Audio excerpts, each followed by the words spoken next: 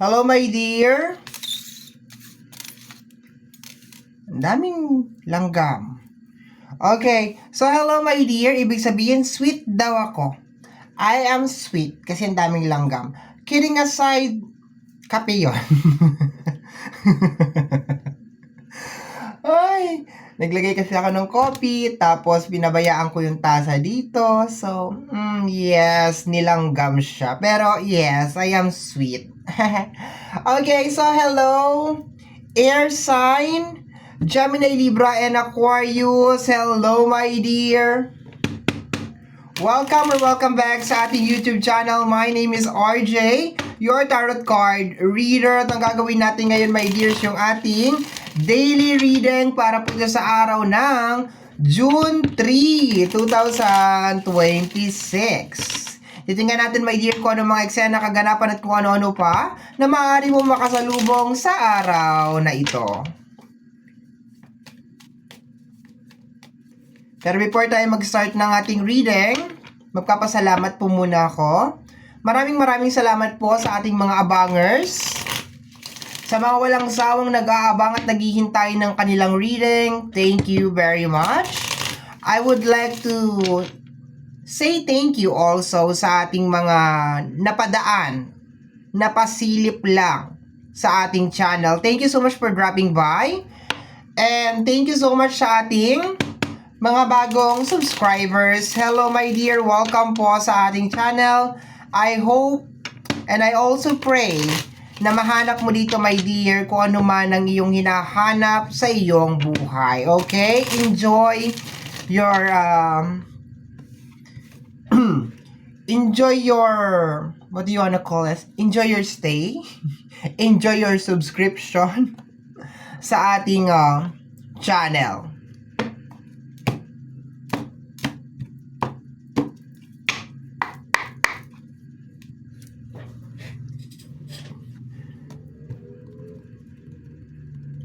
Kagaya po ng lagi kong sinasabi, ang tayong hiling at dasal ko lamang po sa ating buong may kapal ng mga readings na ginagawa ko ay nakakatulong po sa ating lahat. Let's do this, air sign.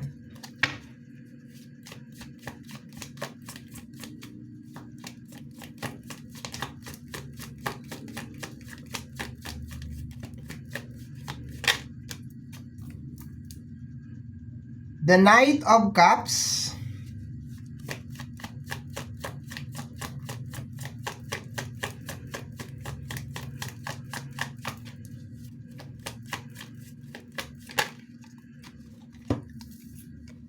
and the Star. Automatic may may iba-balance na tayo. So it's more on the Star, the Three of Cups, and the Four of Cups. Okay. Four of Cups is more on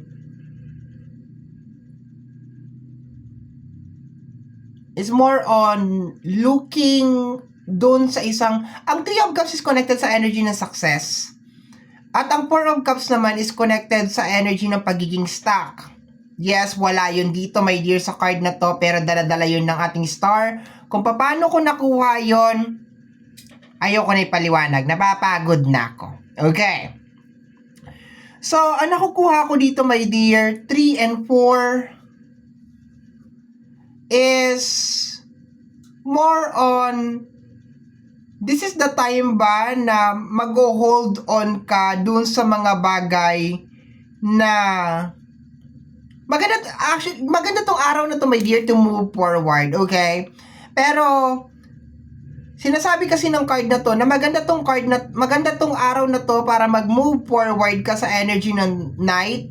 Pero wag ka mag all the way. Maglagay ka ng space, my dear, para meron kang growth. Okay, maglagay ka ng space para meron kang growth.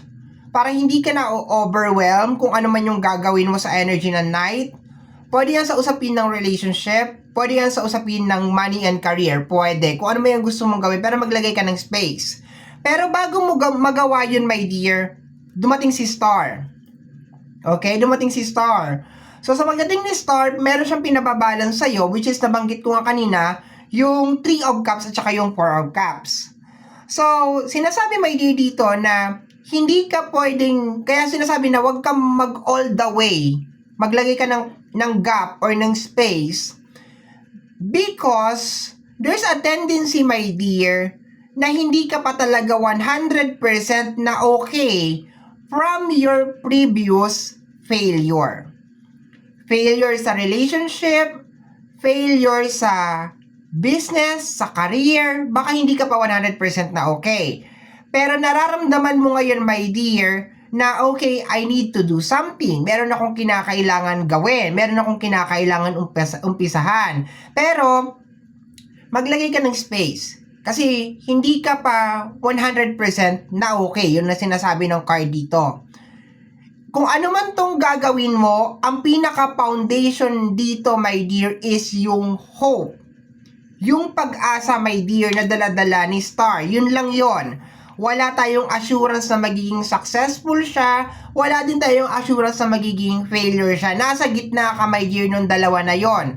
Bakit ka nasa gitna? Because nandun ka pa rin, my dear, sa energy ng 4 of Cups at saka ng 3 of Cups. Ang 3 of Cups is connected sa energy ng success and yung 4 of Cups is connected sa energy ng failure.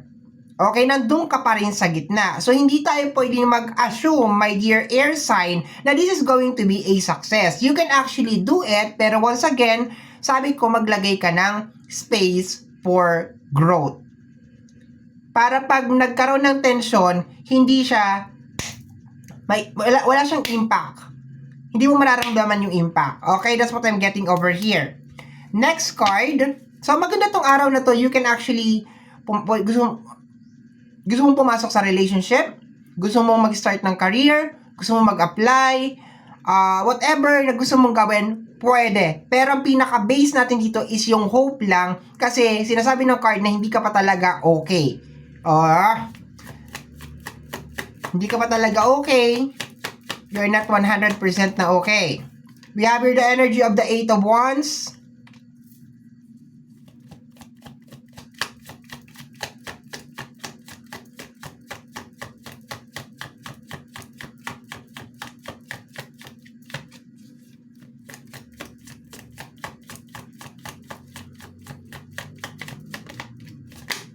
The Emperor. Okay, nararamdaman mo siguro yung energy nito, my dear.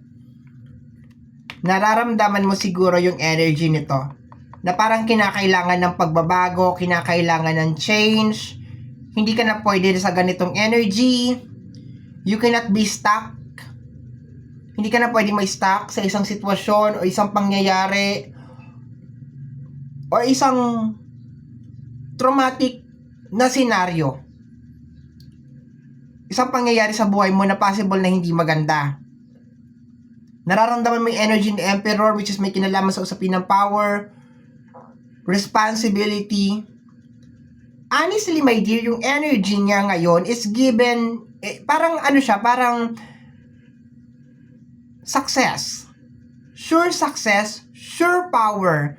Pero, ang madalas kasi nakakalimutan nating mga tao, sa energy ng Emperor, this is more on responsibility. So, this is the time, my dear, na wag mong kakalimutan kaysa tumingin ka, my dear, doon sa, diba sabi ko kanina, hindi ka pa talaga 100% na okay. You are not okay. Pero nararamdaman mo yung energy, yung puwersa, my dear, na okay, I need to do something. Kailangan kong kumilos, okay. So, if I will going to give my personal opinion dito sa reading na to, it's more on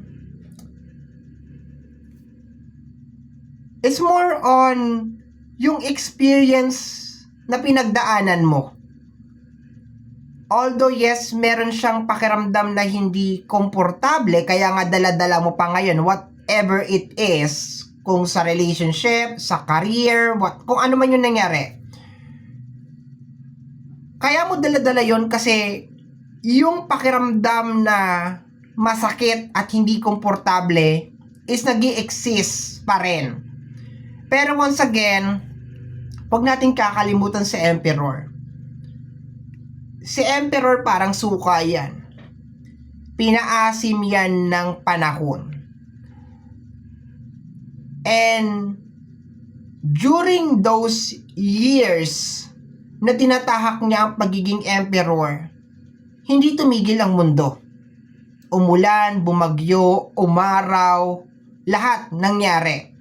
Habang nandun siya, my dear, sa iisang, di ba example ko, suka. Habang nandun siya sa jar, lahat yun nangyayari sa paligid niya. Okay? And para maabot mo yung full fermentation, you need to have this endurance ng kagaya ni Knight. Fully armor, especially sa emotion mo. And kung makikita mo rin, my dear, dito si Knight, si Emperor, fully armor. Okay, if you're gonna look at the two cards, fully armor. Sinasabi dito, my dear, na itong journey na to is more on balancing. Yes, the star is here. Balancing yung iyong emotion. Kung ano man yung nangyari sa nakaraan, yes, masakit. Yes, makirot. Pero, hindi mo pwedeng laging i-acknowledge yung pain na yon sa journey mo. Okay, magtatagal tayo pag hinabaan ko to. Pag pinaliwanag ko to, magtatagal tayo dito. Okay? Pero this is a good card, my dear air sign, Gemini, Libra, Aquarius, because sinasabi na may magandang mangyayari sa'yo. Pero always remember yung fermentation nung suka.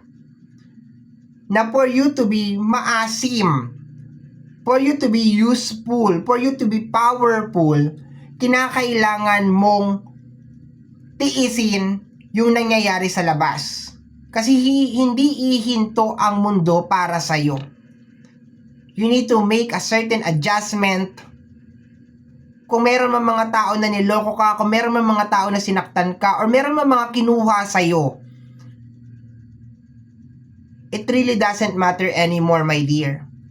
Ang mahalaga is itong uumpisahan mo. You need to give your 100% concentration dito sa bagay na uumpisahan mo, my dear. And kung makikita mo, lahat may water. Lahat, there is a flow of water. Okay, there's a flow, there's a flow of water. And there's a tendency, my dear, kasi major arcana to, makikita mo naka-stack yung water. Meron bang ibang outlet? Okay. Yes, meron ibang outlet. Meron mga rivers over here. Nakukuha ko dito is from a certain na experience na pinagdaanan mo, my dear. You need to make it grow. Okay? You need to learn from it. Okay? Ang tagal na natin. Pasensya na, my dear. Okay? Kasi, actually, I don't need to apologize. Wala akong dapat ihingi ng pasensya kung matagal ang reading ko.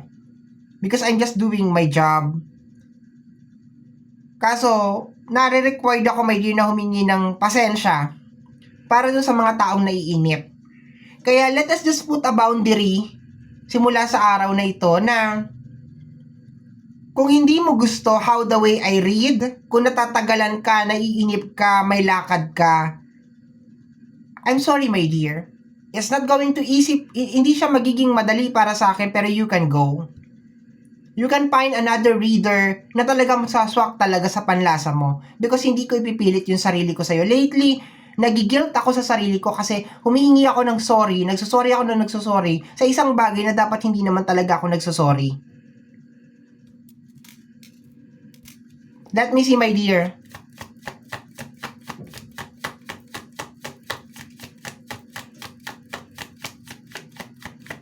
Do you see, surgeon? Doctor, na pag nag-ooperate sila at natagalan, sasabihin nila doon sa kanilang pasyente o doon sa naghihintay na, pasensya ka na ha, kasi natagalan, kasi kailangan namin. No, they don't do that. They explain kung bakit natagalan pero they don't apologize. Sasabihin nila nagkaroon kasi ng blood clot or ganito, ganyan, ganon, pero everything is okay na, everything is fine. They tell kung bakit natagalan, pero they never explain. They never ask apology. Kasi bakit? Hindi naman siya dapat ihingi ng tawad. Okay, pasensya na my dear. Sometimes may mga bagay na kailangan ko siyang sabihin. Okay, we have here the energy of the Ten of Cups. This is energy of illusion. Lately, ang Ten of Cups sa akin is napupunta na siya sa energy ng illusion. Kasi bakit? Yung mga cups dyan nasa, ano pa rin siya, nasa, what do you wanna call this? Nasa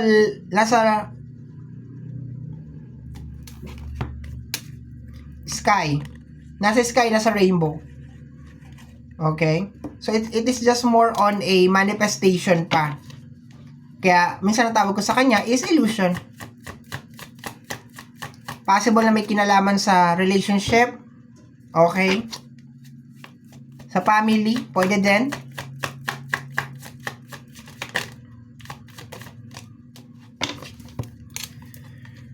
The King of Swords. Alam mo kung paano bababa to, my dear. Alam mo kung paano bababa itong mga cups na to at mangyayari sa baba. You know it very, very well. Ang humahadlang lang sa'yo ngayon is yung iyong emotion. Yun lang. Umuulan ng blue dito, my dear. Like the blue is all over the place.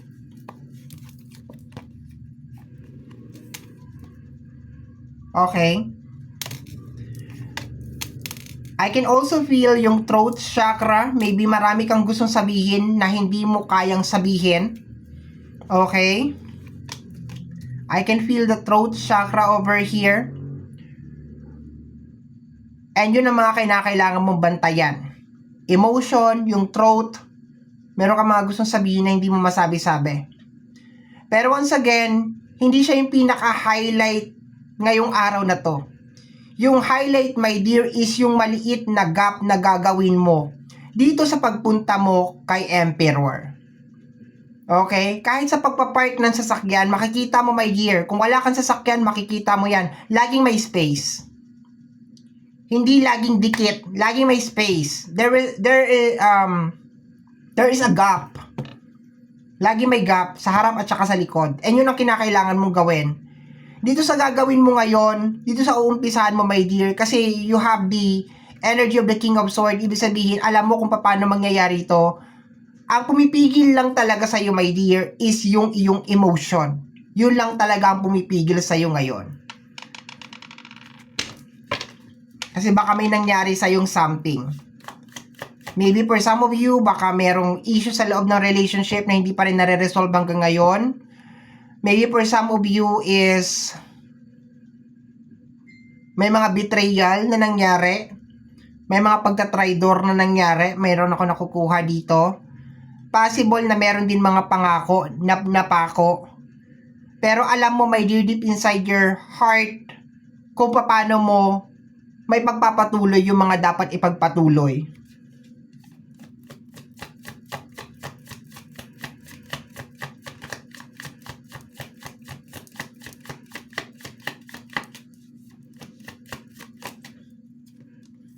We have here the energy of the Queen of Swords. Ang tataas ng card mo, my dear.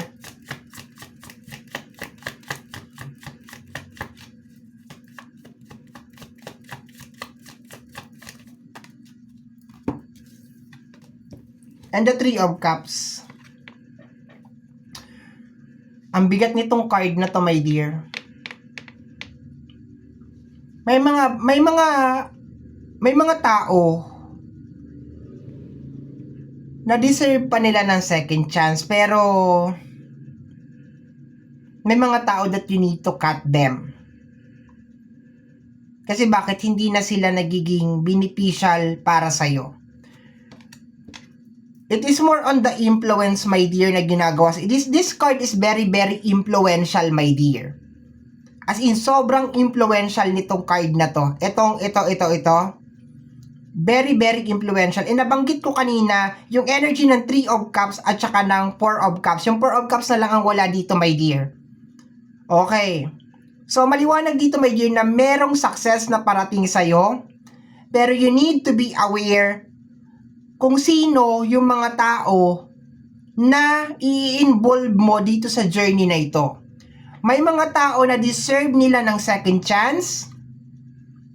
May mga tao, my dear, na hindi na nila deserve ng second chance. At ikaw lang din talaga, my dear, ang makakaalam kung sino yung mga tao na yon. Bottom deck of the card is the Five of Wands. Maliwanag, my dear, na merong mga tao sa paligid mo na they don't want you to be successful. Yung sakit at kirot na nararamdaman mo ngayon is intentionally sinasadya or sinadya to distract you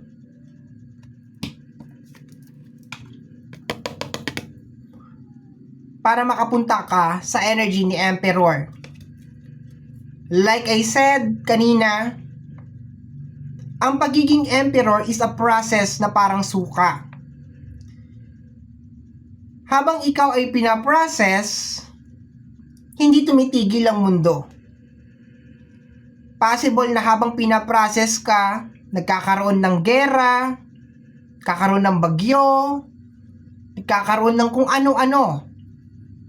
Hindi lang laging malungkot or masalimuot, my dear, ang nangyayari. But sometimes meron din mga happy moment.